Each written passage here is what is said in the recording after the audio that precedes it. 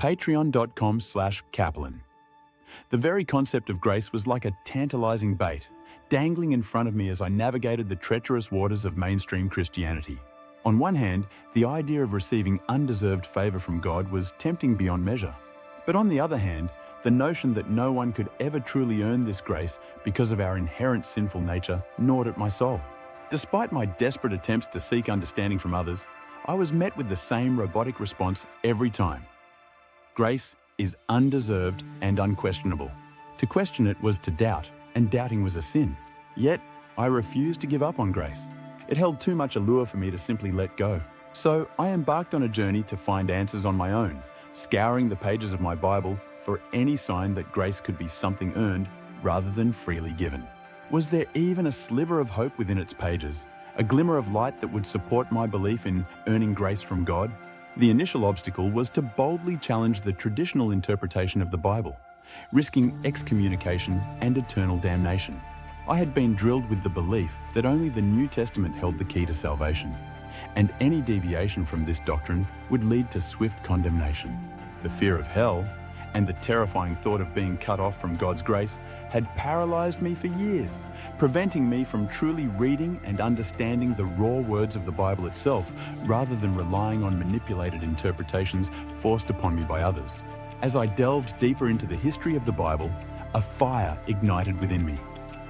My eyes were opened to the fact that the Old Testament was the foundation for Jesus' teachings, yet the New Testament was not even considered the Word of God until centuries after Paul's time. The pieces fell into place and my heart raced with realization. If this was true, then grace must be understood through the lens of the Old Testament, not the New. The Old Testament is a sacred text deeply ingrained in the Jewish faith, encompassing their entire belief system and shaping their understanding of the world. Jesus, Paul, the apostles, and the early Christians were all born and raised within this rich Jewish culture, fully immersed in its teachings and traditions. As I delved deeper into the concept of grace, I came to realize that for a Jew, grace was never something freely given or unearned. It was a reward to be earned through strict adherence to the Torah, also known as the law. The weight of this realization hit me like a ton of bricks, forcing me to confront my own beliefs and question everything I thought I knew about grace and salvation. I can still feel the sting of my pastor's reaction when I shared my thoughts with him in Tromsø all those years ago. His robotic programmed response echoed in my mind like a warning siren. You mustn't say such things. Believing this will surely lead to your downfall and loss of salvation. Have you not read Galatians? In that moment, I felt fear grip me tightly. But as I delved deeper into the history of the Bible, I realized his words were nothing more than a scare tactic. How could he ignore the undeniable truth that grace is something earned, not freely given? It was eye-opening to see how blindly we Christians follow outdated teachings, causing non-believers to question our faith and integrity. Having spent the majority of my existence outside the confines of mainstream Christianity, the concept of earning grace seemed only natural. In this world, love is a transaction. If we shower our spouse with affection, they are obligated to reciprocate it and grant us a form of grace that others will never experience because they do not hold the same marital bond. Similarly, loyalty to one's employer is a means to an end. A steady salary, benefits, and a type of grace reserved only for those within the company's inner circle. Nobody can keep the Torah. It is impossible. My pastor's words hit me like a sledgehammer to the gut, shattering my blind devotion to mainstream Christianity. But this time, there was something sinister in his message of God's law as a curse and Jesus as its sole salvation.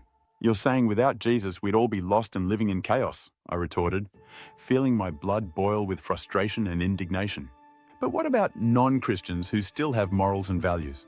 They don't need Jesus to tell them not to steal or lie or covet. And they can follow simple rules from their doctor or participate in national holidays without needing a deity to guide them.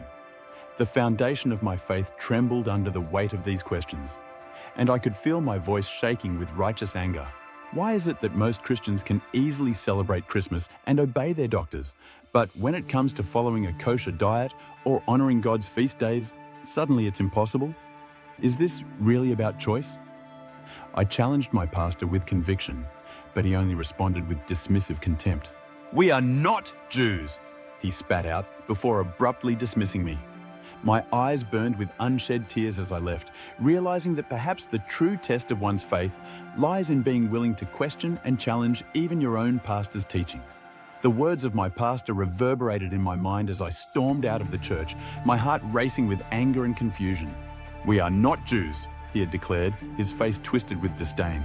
But deep down, I couldn't help but agree with him. After all, I was a devout Christian, not a Jew, or so I thought.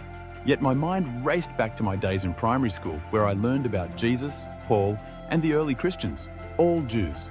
How could there be such a stark contrast between the Christianity taught in school and the distorted version preached in this mainstream church? Was it not an historical fact that Christianity had sprung out from Judaism? After years of searching and questioning, I finally unearthed the truth. Grace in the Bible is not the same as the watered-down version preached by mainstream Christianity. In the pages of the Bible, grace must be understood through the lens of Judaism, where it is earned through righteous actions rather than freely given. I am only able to receive this grace from God because of my unyielding commitment to living according to His will. This does not make me a Jew. Instead, it solidifies my identity as a Christian, one who emulates Jesus and His teachings. For it was Jesus Himself who embraced the Jewish concept of grace. And it is our duty as Christians to follow in His footsteps and uphold this belief.